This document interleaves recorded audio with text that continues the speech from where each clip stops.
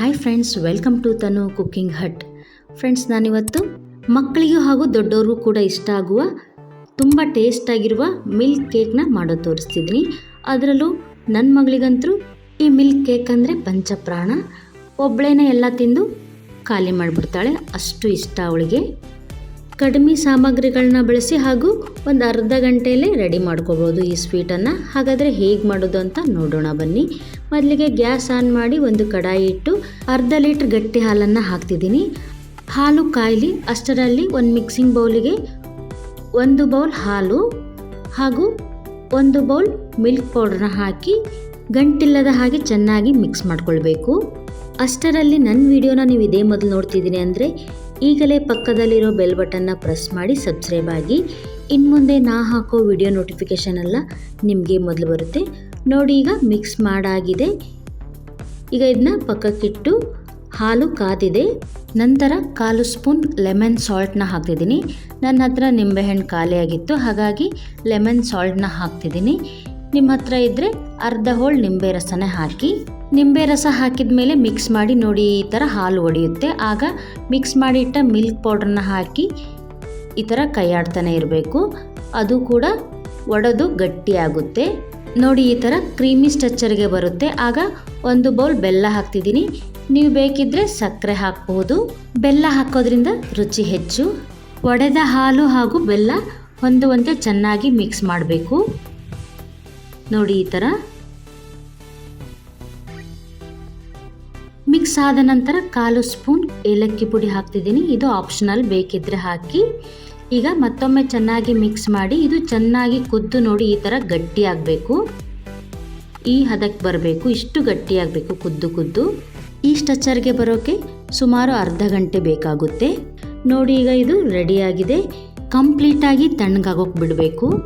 ಈಗ ತಣ್ಣಗಾದ್ಮೇಲೆ ಮತ್ತೆ ತೋರಿಸ್ತಿದ್ದೀನಿ ನೋಡಿ.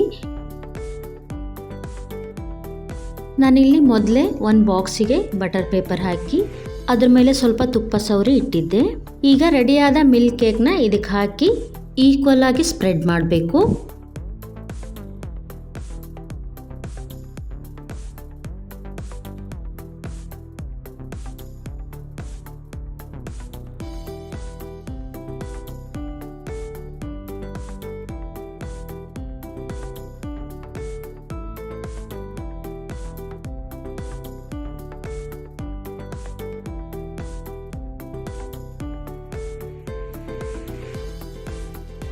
ಸ್ಪ್ರೆಡ್ ಮಾಡಾಗಿದ್ಮೇಲೆ 1-2 ಸಾರಿ ಈ ಥರ ಟ್ಯಾಪ್ ಮಾಡಬೇಕು.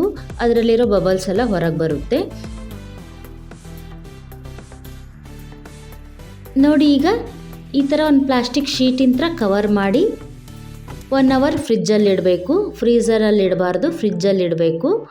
ನಿಮಗೆ ಟೈಮ್ ಇತ್ತು ಅಂದರೆ ಇದನ್ನೇ ಒಂದು ನ್ಯಾಪ್ಕಿನಲ್ಲಿ ಫುಲ್ ಕವರ್ ಮಾಡಿ 6 ಅವರ್ ಹೊರಗಡೆ ಇಡಬಹುದು ನೋಡಿ. ಈಗ ನಾನು 1 ಅವರ್ ಆದಮೇಲೆ ಮತ್ತೆ ತೋರಿಸ್ತಿದ್ದೀನಿ. ಈಗ ಈ ಥರ ಒಂದು ಪ್ಲೇಟ್ನ ಅದ್ರ ಮೇಲೆ ಹಾಕಿ ಉಲ್ಟಾ ಮಾಡಿ ಈ ಥರ 1-2 ಬಾರಿ ಟ್ಯಾಪ್ ಮಾಡಿ ನೋಡಿ, ಈ ಥರ ಬರುತ್ತೆ ನೋಡಿ. ಎಷ್ಟು ನೀಟಾಗಿ ಬಂದಿದೆ. ಈಗ ಇದ್ರ ಮೇಲಿನ ಬಟರ್ ಪೇಪರ್ನ ನಿಧಾನವಾಗಿ ತೆಗಿತಿದ್ದೀನಿ. ಈಗ ನಿಮ್ಗೆ ಯಾವ ಶೇಪಿಗೆ ಬೇಕೋ ಆ ಶೇಪಲ್ಲಿ ಸೈಜಲ್ಲಿ ಕಟ್ ಮಾಡಿ ನೋಡಿ. ಈ ಥರ